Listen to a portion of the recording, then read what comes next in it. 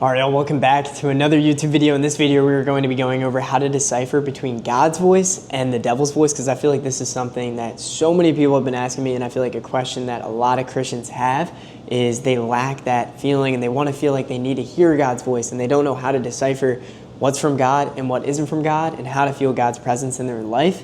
And this is something that has completely transformed my life once I started to think about it in the concept that I'm going to explain to you guys here. Because I think at the end of the day, we all actually hear God's voice and the devil's voice in our lives every single day. It's just a lot of us haven't acknowledged that that actually is God in our lives, or that is the devil in our lives.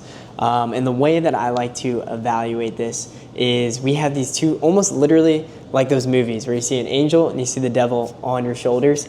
It really is that simple. Like, we have these two voices in our heads. All of us have it. It's these two voices. One voice that's trying to lead us to do things that we know deep down are wrong, or we know we shouldn't be doing. And then there's this voice that's trying to tell us to do things that we know deep down that we should be doing, or things that we know are going to bring us closer to God and the person that we were created to be. And it really is as simple as that is God and that is the devil. Those voices in your subconscious mind and in your back of your head, that is God and the devil talking to you. And the way that I've explained this in a lot of ways, and the way that I've talked about this in our free community and a lot of our live calls, is that we have these two voices, and the best way that you can hear one voice more clearly than the other is first by acknowledging that these two voices are real, and that one is evil and one is good. So one is God and one is the devil, and being able to first acknowledge that and then actually strive to choose one side. So striving to choose and listen to God's voice more than the devil's voice in our life.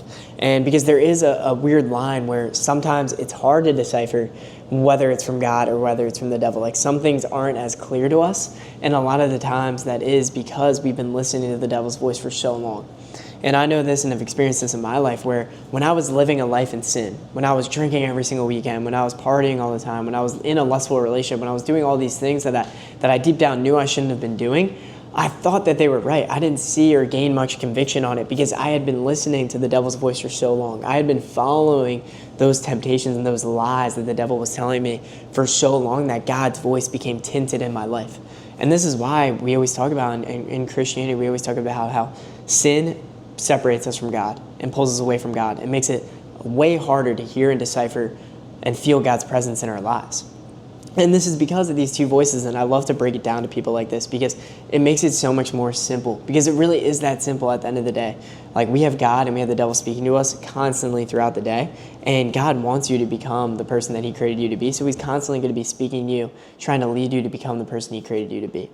And I noticed this, like I said, like when I was living or listening to this voice, it became so much harder to hear God's voice and feel God's presence in my life because I had been ignoring that voice for so long. I would hear it tempted, being like, oh, you need to stop drinking, or you should probably start waking up earlier, you should probably start eating healthier, or whatever it is, or start praying more. And I would ignore that voice because I was so only listening to the voice of going out and drinking every weekend or doing all these other sinful habits.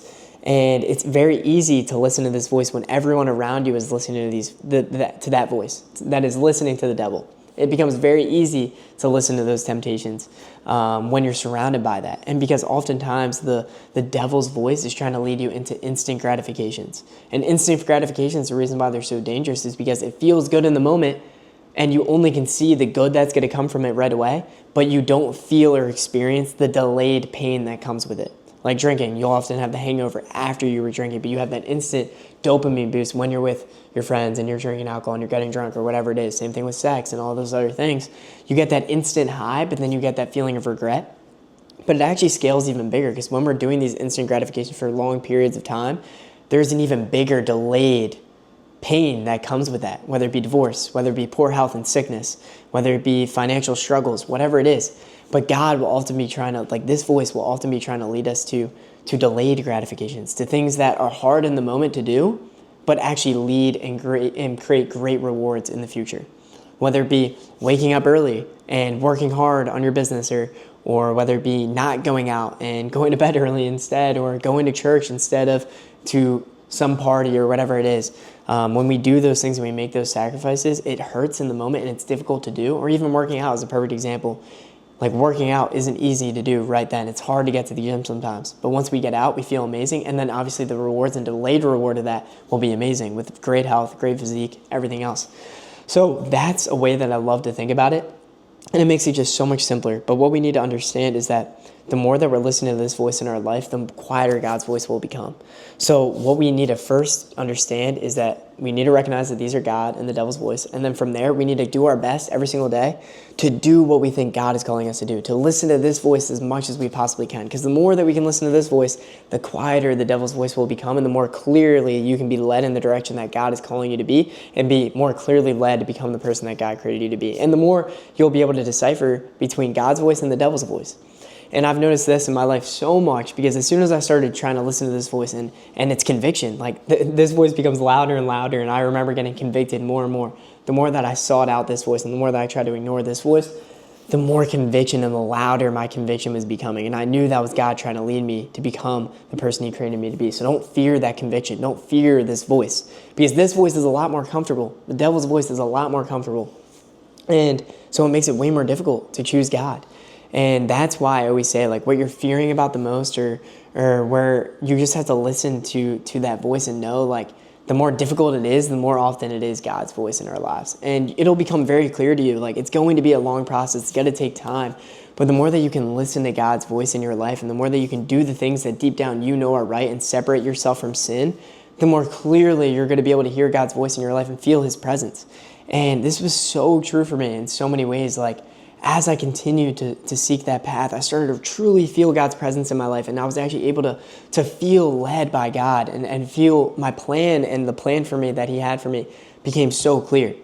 But it took a lot of work. It took a lot of internal work and lots of prayer, lots of time alone.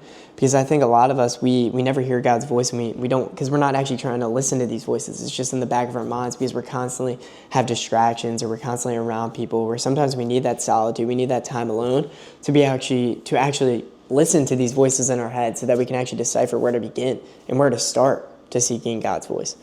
But I promise you guys, like, the more that you listen, and we know we all have these voices. You know, we have this one voice that's telling you, go and fall into that lustful habit. Go and do that, fall into that temptation. Like, oh, it's not that bad. Like, it's just one night. It's just this, whatever. And then we have that voice that's like, no, like, I know this is wrong. Like, don't do that.